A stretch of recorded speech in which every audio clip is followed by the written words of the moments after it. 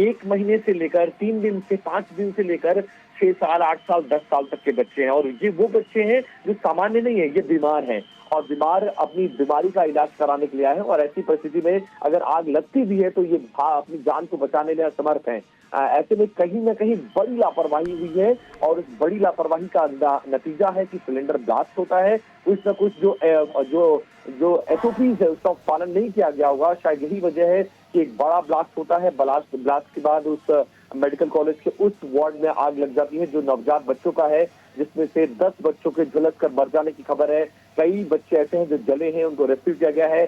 37 से ज्यादा बच्चों को वहां से हटाया गया है। और जो पहली तस्वीर जो संभवतः टेलीविजन पर चल रही होगी, क्योंकि मैं इस वक्त टीवी नहीं देख पा रहा हूँ, लेकिन जो मैंने तस्वीरें भेजी हैं जो उसमें मैं देख पा रहा हूँ कि पूरा वार्ड जलकर खाक हो गया है और मास्क पहने लोग इस वक्त रेस्क्यू ऑपरेशन में जुटे हुए हैं।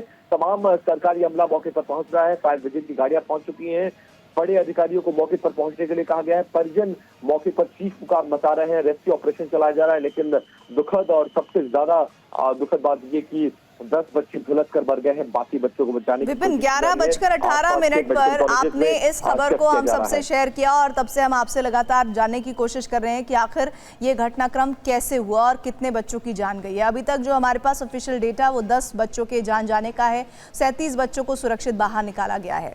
लेकिन किस तरह, किन सर्कमस्टांसेस में पहली खबर आई कि इस तरह झांसी मेडिकल कॉलेज में ये घटना हो गई है और इसमें इस तरह नवजात जो वार्ड है वहां पर आग लग गई है, हुआ क्या था एक्चुअली वहां पर?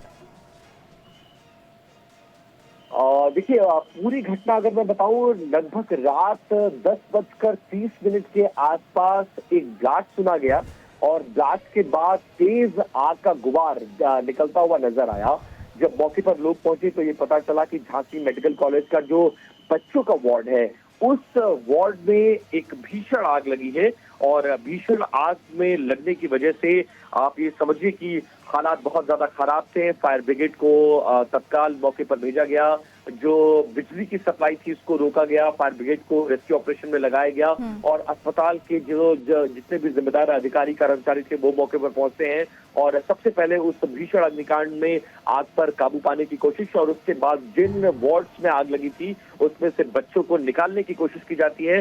जो रेस्क्यू ऑपरेशन चलाया गया उसमें लगभग 37 से 40 बच्चों का रेस्क्यू किया गया, जिसमें 10 के शव बरामद किए गए हैं जली हालत में।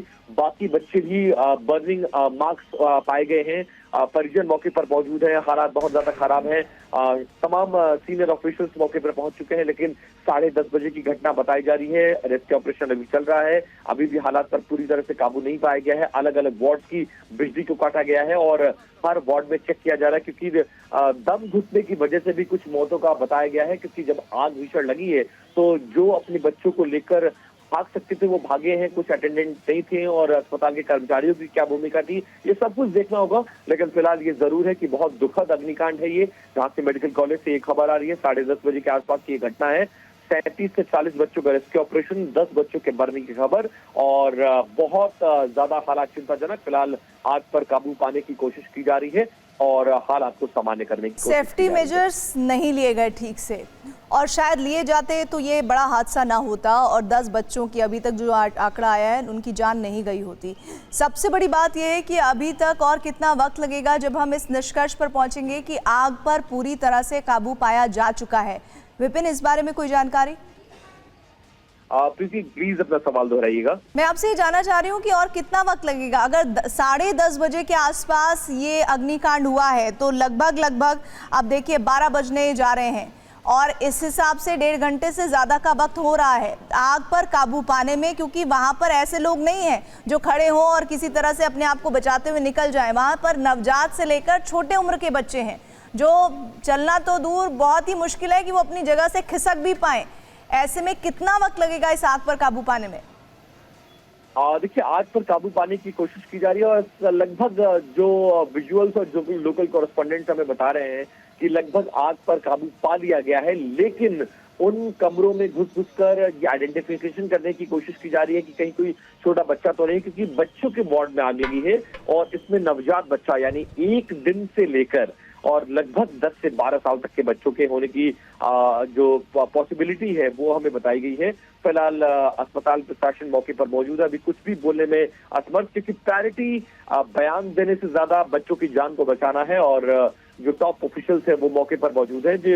लेकिन लोकल कॉरेस्पॉन्डेंट और हमारे जो संवाददाता स्थानीय है जो हमसे टच में है, क्योंकि लगातार मैं आपके साथ जुड़ा हुआ हूँ, मेरा संवाद उनसे नहीं हो पा रहा है, लेकिन व्हाट्सएप के जरिए जो इन्फॉर्मेशन हमें मिल रही है उसके मुताबिक रेस्क्यू ऑपरेशन जारी है। कमरों में घुस कर बच्चों को बचाया जा रहा है।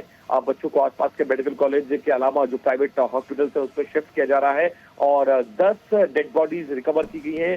37 से 40 बच्चों को रेस्क्यू किया गया है।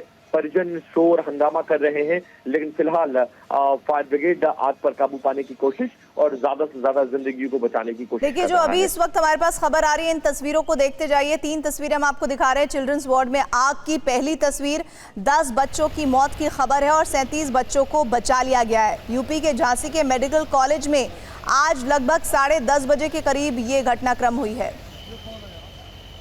ये देखिए, हम उस नियोनेटल आईसीयू की तस्वीरें आपको दिखा रहे हैं, इंटेंसिव केयर यूनिट की, जहां पर बच्चों को रखा जाता था, नवजात बच्चों को रखा जाता था। लेकिन अब वहां पर सिर्फ उनके अगर कुछ मौजूद होंगे तो अंश मौजूद होंगे, क्योंकि ज़्यादातर बच्चों को यहाँ से या तो रेस्क्यू किया गया है या फिर उनमें से जो यहाँ मौजूद थे उनकी जान चली गई है।